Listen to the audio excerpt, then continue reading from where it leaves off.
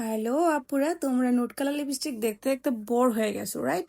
তো যারা একটু অরেঞ্জ টাইপের বা পিঙ্ক টাইপের যারা পছন্দ করো, তাদের জন্য আজকের এই টিউটোরিয়াল। অবশ্যই দেখার আগে ভিডিওটাকে সেভ করে নাও এবং শেয়ার করে দাও, যেন পরবর্তীতে তোমার খুঁজতে না হয়।